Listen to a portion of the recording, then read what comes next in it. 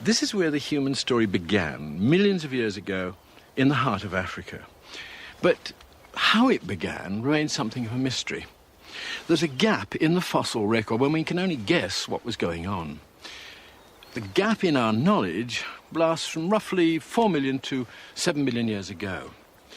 We know that apes went into it and ape men came out of it, but that's all we do know. Oh, and the ape men, of course, when they came out, we know what happened to them. There aren't any missing links in the popular sense. We can trace our ancestry back for over 3 million years, and we can see how those ape men turned into modern men. But back in that very early formative stage, that's when the picture becomes vague. Why did we shed our coat of fur, stand up on our hind legs, and start to talk? To understand why this took place, we need to discover where it took place.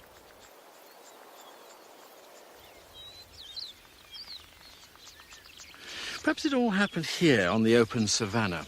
The traditional view, and it's only a guess, is that our ancient ancestors left the cover of the forest and moved out onto the open plains in pursuit of large prey animals. Once in open country, they had to face a hot, dry, exposed environment. How did they adapt to it? Other animals that live in hot, dry environments have evolved special survival mechanisms that reduce their water loss. Surprisingly, we have none of these. We have to drink more than any other land mammal, we sweat more than any other mammal, and we die quickly if we overheat. We have dilute urine and moist dung. These 5 qualities contrast strongly with the water economy of the typical savanna-living animals. The truth is that we're simply not well adapted to savanna living. So what did we do when we left the protection of the undergrowth? The traditional view of how ape became ape man has recently been challenged. It's thought that there might have been a vital intermediate stage. Instead of coming out of the forest and straight onto the open grasslands, the idea is that our remote ancestors went instead to the water's edge. There they went more and more into the water, becoming what you might almost call an aquatic ape.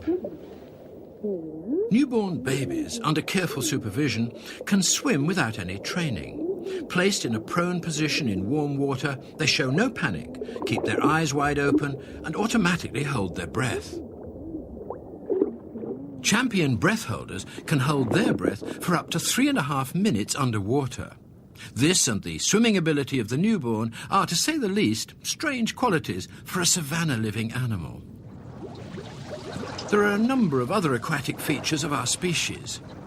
We have an unusually strong diving reflex that slows down our heartbeat when we put our face underwater.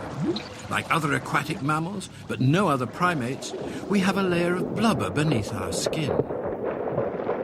We've lost the long, shaggy coat of other primates, making us more streamlined in the water.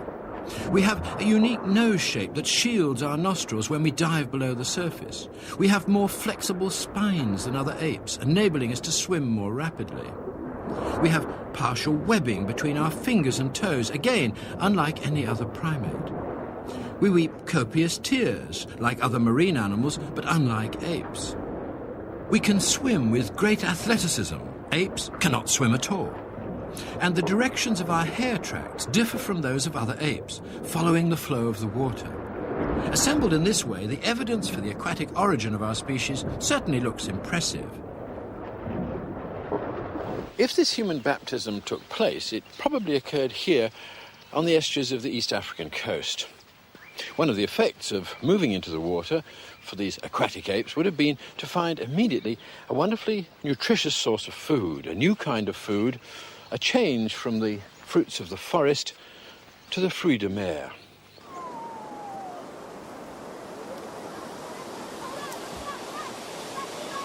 These small boys in Kenya's Rift Valley are behaving rather like otters, catching fish without the aid of any weapons. They're living today in the very region where the human species evolved. Could this have been the preferred way of life of our early ancestors several million years ago? A switch to an aquatic lifestyle would suddenly have made available a high-protein diet that would have reduced the amount of time they had to spend finding food. This would have given them more opportunities for other activities, activities that could have led them to develop important new skills. Their ancient ability to open tough nuts and fruits would have made them immediately adept at cracking open the hard shells of a great deal of easily collected seafood. Marine mollusks and crustaceans would have had no protection from the attacks of this new type of predator. They were a plentiful food supply just waiting to be exploited. Furthermore, a diet of fish and shellfish would have provided the aquatic apes with an enriched source of the fatty acids that are important for brain development. An aquatic ape could easily have become a more brainy ape. These are the amazing Muru Army divers of the Philippines. Each member of a large team of young male divers lowers a rock attached to a long line down to the seabed. Strips of white material scare the fish, and as the lines are moved along with their rocks repeatedly banging on the reefs below, they drive all the fish before them into an enormous net. Once all the fish are in the net, the young divers descend without any breathing apparatus to a depth of 80 feet, where they may stay for up to 3 minutes.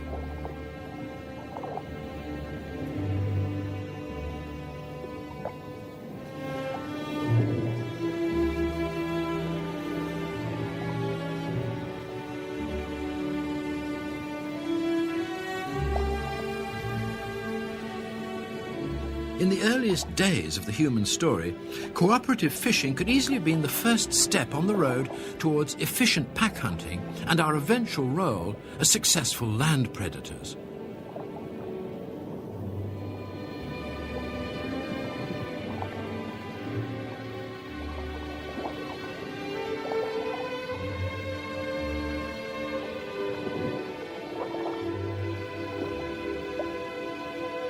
The aquatic ape theory of human origins remains unproven because we still lack the fossil evidence to support it. But whether we passed through an aquatic phase or not, one thing is certain.